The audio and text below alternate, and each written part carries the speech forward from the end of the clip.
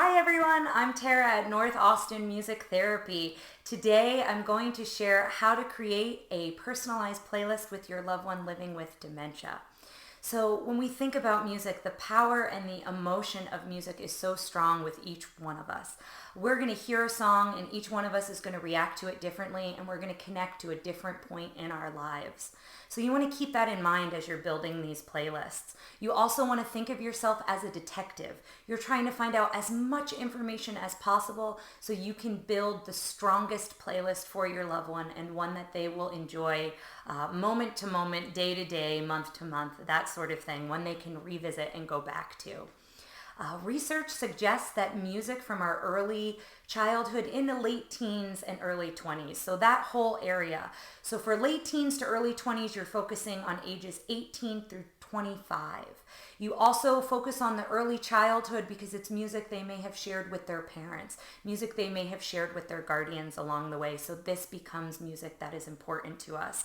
Also think, are there any songs that were important with you and your loved one? You can include those songs as well if they come to mind. So here are the three big questions you want to ask. Number one, what kind of music do you enjoy?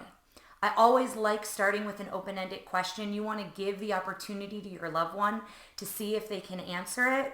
If they're struggling or having trouble, then move on to yes or no questions to make it a little bit easier for them. So you could say, do you like country music or Broadway musicals? Do you like classical music or rock and roll? Number two, do you have any specific bands or artists that you enjoy? Again, you start with an open-ended question.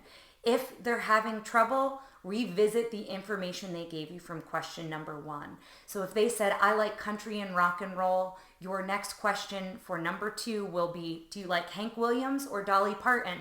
Do you like Elvis Presley or the Everly Brothers? So again, we're narrowing it and making it more specific with each question. Number three, what are your favorite songs? For some of us, these will come out immediately. Let Me Call You Sweetheart, When the Saints Go Marching In. For others, it's going to be a little bit more challenging to think of those specific songs. So revisit the information from question number two. If they said, I like Hank Williams and Elvis Presley, give them some song choices. Do you like Hey Good Looking or Jambalaya? Do you like Hound Dog or Jailhouse Rock? And at this moment, it's important to mention that sometimes we react differently to verbal questions and answers than we do when the music is playing. So this is a great opportunity to put on Elvis and see how your loved one reacts. They're going to hear Elvis Presley, and I guarantee you they're going to have a reaction one way or another. And that information is going to help guide your playlist selections along the way. As you're playing music, as you're gathering information, you're always observing your loved one. How are they reacting? Are they smiling? Are they dancing? Are they clapping to the music? Are they singing along? Are they standing there with their arms crossed and they're covering their ears and they don't want to take another minute? That's probably not a song you want on the playlist. So be mindful of that when you're taking down this information.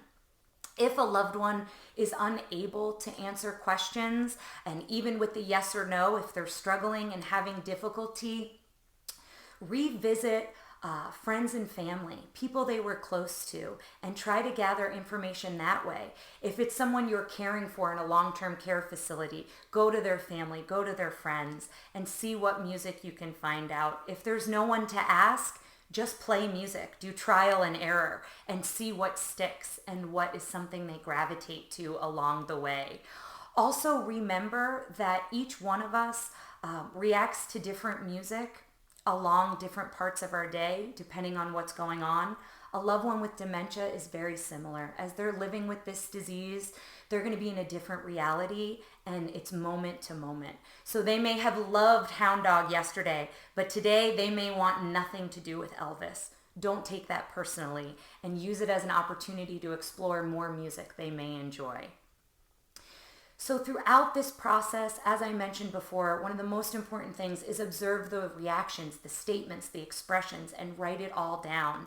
You want this playlist to navigate them throughout their day, to be put on when they're having a tough time, when they're helping you cook dinner, maybe when you're getting ready to do an activity, or maybe just listen to the music with nothing else going on. So you want it to be music that's going to actively engage them along the way. These playlists, what I love about them is they're always changing. You can add, you can take away, you can make multiple playlists, and you can shuffle them through the weeks, the months along the way. You can create a playlist, and that becomes part of a daily activity, is building the playlist and talking about the music.